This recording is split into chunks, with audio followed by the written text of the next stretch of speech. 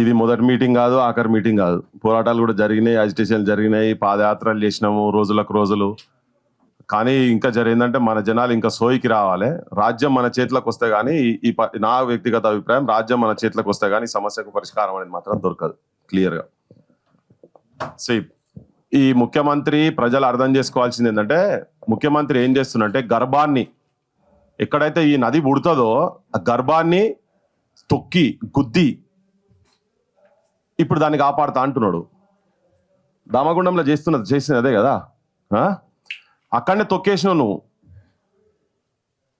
ఇప్పుడు దాన్ని కాపాడుతా అనుడు అనేది పెద్ద స్కామ్. అది మూసి అని ఎవరు మాట్లాడినా ఇప్పుడు ఎట్లుంటదంటే, గత ప్రభుత్వంలో కేసీఆర్ చెప్పిండు ట్యాంక్ బండును మొత్తం మంచినీళ్ళు చేస్తా, మీరంతా దానిలోకెళ్ళి నీళ్ళు వస్తాయి, మీ ఇళ్ళలో నల్లాలు ఇప్పితే చాలు 24 గంటలు నీళ్ళు వస్తాయి, అవే తాగాలి, అవే స్నానాలు చేయాలి, మంచిగా అందంగా కావాలి, అవే నీళ్ళతో వంటలు వండుకోవాలి, సనుబాల కన్నా ప్యూర్ చేస్తా అనే లెక్కలో మాట్లాడిండు ఆయన కేసీఆర్. అంటే ఆయన ఈయన ఇప్పుడు ఈ కొత్తగా వచ్చిండు ఈ ఏషగాడు, ఈ మొగ ఆయన, ఈయన చెప్పేది కూడా గదే కథ.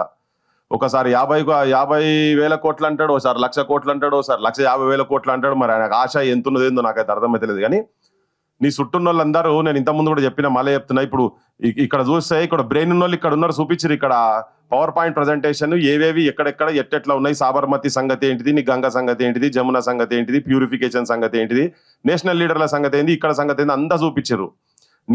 నీ తలకాయలా, నీ చుట్టూన్న వాళ్ళ తలకాయలు అంతా ఏంటంటే డ్రైనేజీలు తిరుగుతున్నాయి కాబట్టే, మీరంతా ఆ సీవేజ్ ప్లాంట్లు మీరందరూ అసొంటోళ్ళు ఆడున్నారు కాబట్టే ఇట్లా దరిద్రం, తెలంగాణకి దరిద్రం వస్తుందని క్లియర్గా చెప్పదలుచుకున్నాను. అయితే ఓ దిక్కు మొత్తం అసలు మూసీనికి దిక్కు చూస్తేనే ఇంతకుముందు నురుగు ఉండేగా ఒక పోస్టర్, అసలు యాడ చూసినా కానీ మొదలైన కాడికి వెళ్ళి మొదలు పెడితే అసలు మధ్యలోకి వచ్చినాక అంత రియల్ ఎస్టేట్ అయిపోయింది, అంత అయిపోయింది.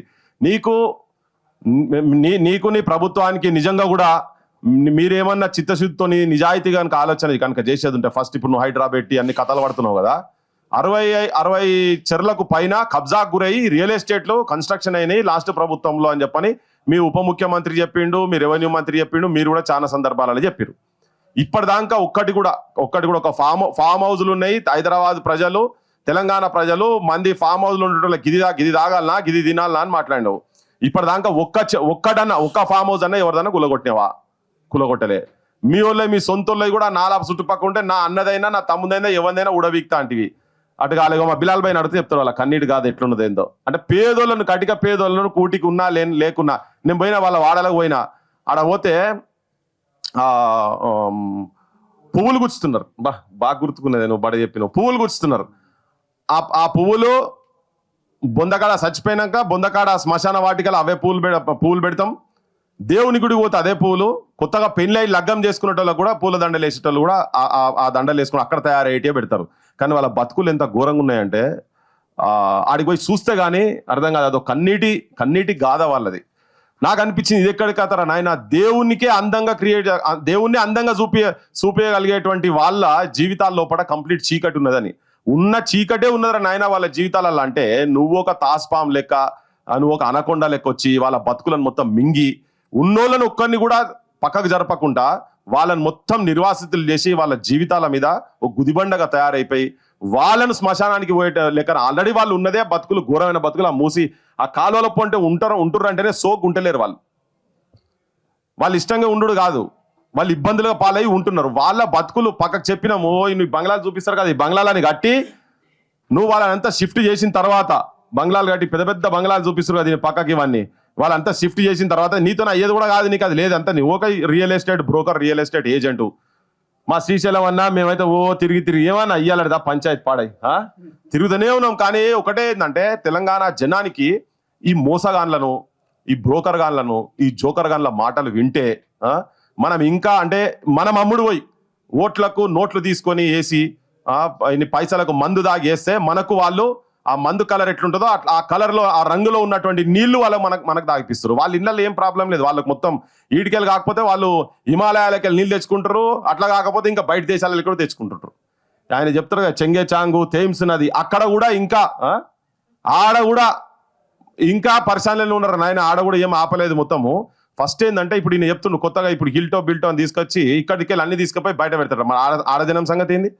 అసలు దాన్ని నువ్వు ఎట్లా ప్యూరిఫికేషన్ చేస్తావు, ఏంటిది ట్రీట్మెంట్ ప్లాంట్స్ ఏంటి, వాటి గురించి ఏం మాట్లాడకుండా ఈ ఊకదుంపుడు ఉపన్యాసాలతోని గడికోసారి నీ ఏషాలు ఎట్లా మారుస్తున్నావో నీ మాటలు అట్లా మార్చుకుంటా అందరిని జనాలను ఉట్టి పిచ్చోలని చేసే ప్రయత్నం చేస్తున్నాడు ఈ రేవంత్ రెడ్డి. తర్వాత రాజకీయ పార్టీలు కూడా అన్ని. మొన్న పోయినాం మేము, ఎంత దరిద్రంగా ఉన్నదంటే ఒక చిన్న ఉదాహరణ.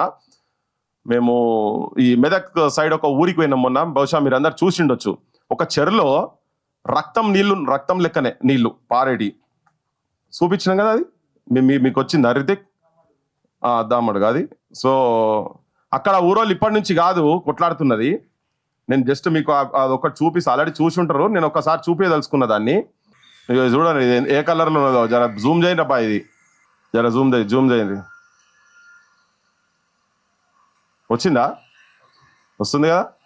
ఇగో ఇది ఈ మొగాయినట మూసిని చేస్తారట, ఈ చెరువుని చేసి చూపిని దమ్ముంటే, నీకు నిజంగా నిజాయితీ ఉండేది ఈ చెరువును ఒకటి సాఫ్ చేసి చూపిన ఆయన. ఇది కొట్లాడబట్టి దాదాపు నెలలు అవుతుంది. ఈడికి పోయినా నేను చూసినా ఏ కలర్ ఉన్నదో, ఇది కాలువ వాడుతున్నది. ఇది ఇక్కడికి వెళ్ళి వండే కూరగాయలు చైన్లలో, నేను చెప్పేది ఇది చైన్లలో నీళ్ళు ఇవి. దీన్ని టెస్టింగ్ పంపిద్దామని చెప్పి తెప్పించిన, ఈ నీళ్ళు తెప్పిస్తే ఈ నారాయణగూడలో ఉంటుంది ఆ టెస్ట్ చేసేది. ఆ డిపార్ట్మెంట్ దగ్గర పోతే మేము నీళ్లు చేస్తాం కానీ గిటువంటివి చేయమంటున్నాడు. అరే ఇది నీళ్ళేరా నాయన, చెర్లకెళ్ళి తెచ్చిన నీళ్ళేరా నాయన అంటే, ఏ కాదు మేము కెమికల్స్ టెస్ట్ చేసేది కాదు, నీళ్ళని టెస్ట్ చేస్తామని అంటున్నాడు. ఆఖరికి పక్కకు వచ్చి ఏమంటాడంటే, మాకు తెలుసు అది నా చెర్లో ఉన్న కెమికల్ అని తెలుసు కానీ మేము అవి టెస్ట్ చేయము, ఎవని చెప్పుకుంటూ చెప్పుకోపో అంటున్నాడు. ఇది నీ కథ, నీ రాజ్యం, నీ పాలన. ఇది హెట్రోని మందుల కంపెనీలకు వెళ్ళి వచ్చేటువంటి నీళ్ళు ఇవి. నువ్వు చెప్తావు మీ పోయిన ఆయన చెప్పిండు సనుబాల కన్నా ప్యూర్గా ఉంటాయి నీళ్లు, హుసేన్ సాగర్ మీరు తాగొచ్చని ఆయన చెప్తాడు. ఇప్పుడు నువ్వేమో సనుబాలను కూడా విషం చేస్తున్నావు ఈడ, ఇటువంటి వాటి పెట్టి. చుట్టుపక్కల తింటే కూరగాయలు తింటే సచ్చుడే కదా. మనకు తెలియని రోగాలతో చచ్చిపోతున్నారు జనాలు. ఆ మూసి చుట్టుపక్కల యాడికెళ్ళి వస్తే పాలు ఏం చేస్తాడు, బర్ల మేపుతున్నారు. ఏం చేయాలి సార్, మేము కూడా తాగుతలేము అవన్నీ. మరి ఆడ పండినైతే వండియాల్సిందే కదా. ఈ నీళ్లు దాదాపు 7-8 చెర్లకు పోతున్నాయి. మొత్తం ఒక్క చేప లేదు పాడాయి, చేపలు చచ్చిపోయినాయి.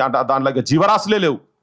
వీటన్నిటిని జాగ్రత్తగా చూపియక నీ దగ్గర ఏమన్నా ఉండేది ఉంటే మేము మొత్తుకొని సస్తున్నాం.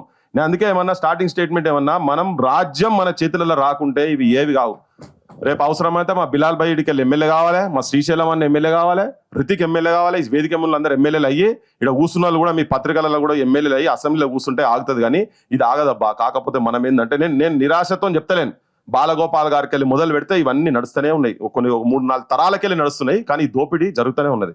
ఎందుకంటే సామెత ఉండే హైదరాబాద్లో, నేను ఇంతకుముందు కూడా చెప్పినా మళ్ళీ చెప్తున్నా, కొత్తగా ఎవరికన్నా ఇళ్ళకి ఎవరికన్నా ఊర్లలో పెళ్లిళ్ళు కావాలంటే ఆడపిల్లని హైదరాబాద్ పంపించేదట.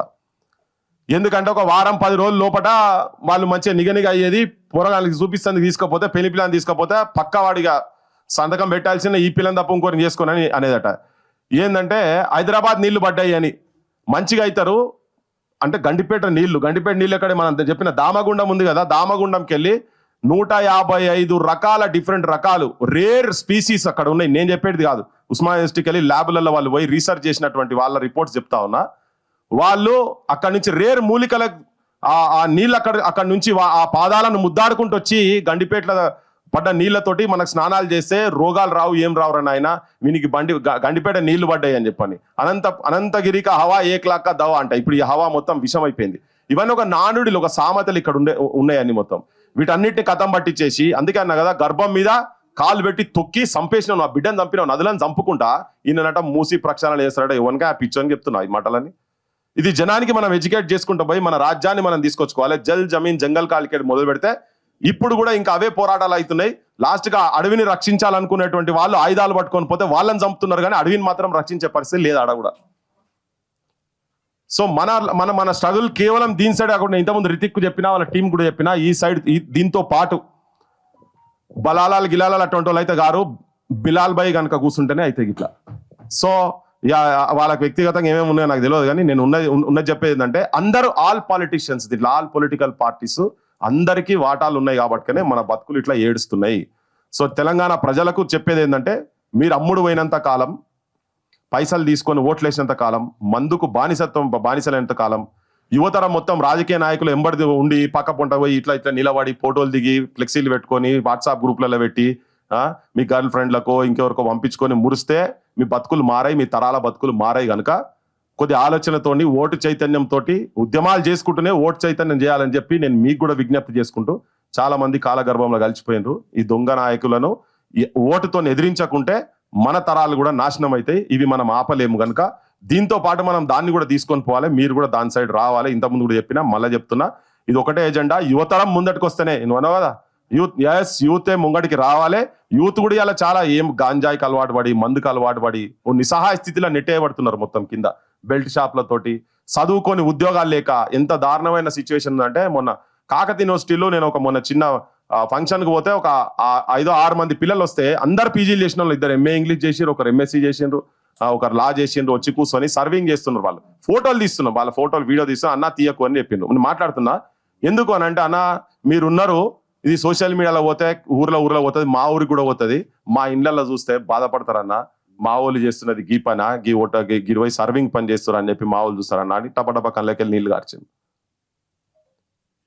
వాళ్ళు పొద్దున్న లేస్తే ఇన్స్టిట్యూట్లలో పోయి కూర్చొని చదువుకుంటున్నారు. ఇన్స్టిట్యూట్లలో లేనోళ్ళు చెట్ల కింద పోయి కూర్చొని కాంపిటేటివ్ ఎగ్జామ్స్ గురించి ప్రిపేర్ అవుతుంటే, ఆ ఎగ్జామ్స్ పరిస్థితి మీ అందరికీ తెలుసు. ఒకడేమో 2 కోట్ల ఉద్యోగాలు అన్నాడు, ఒకడేమో 2 లక్షల ఉద్యోగాలు అన్నాడు. ఏవి ఇచ్చేది లేదు, సచ్చేది లేదు. కొంచెం వాళ్ళతో అర్ధగంట కూర్చున్నాక అంటే ఏమవుతుందన్నా, ఎవడు కాదు, ఏం కాదన్నా, మా బతుకులు గింతనే. అందరు కూడా వ్యవసాయ కుటుంబాలు, ఎకరంన్నర ఉన్నటువంటి వాళ్ళు మొత్తం వచ్చి ఉన్నారు. సో ఈ సమాజాన్ని కావచ్చు, ఈ మూసిని కాపాడుకోవాలన్నా, ఏం కాపాడుకోవాలన్నా యువతరం ముందుకు రావాల్సిన అవసరం ఉంది. ఆ బతుకులు బాగు కావాలంటే రాజకీయ పరమైన మార్పులతోటే మనం ఇవి ఆపాలన్నా కానీ, ఏ ఉద్యమాలు మనం పోతే మన దాంట్లోకే లెటోడు ఉంటాడు. ఇవన్నీ ఏ ఆపాలన్నా కానీ ఓటు చైతన్యం తీసుకొచ్చే దాంతో కూడా మనం తీసుకొని పోదాం. ఈ ఉద్యమంలో దీంట్లో కూడా నేను గతంలో కూడా పార్టిసిపేట్ చేసినాం. క్రాంతి దళగా నేను ఇండివిజువల్ గా పాదయాత్రలు ఇవన్నీ చేసినాం.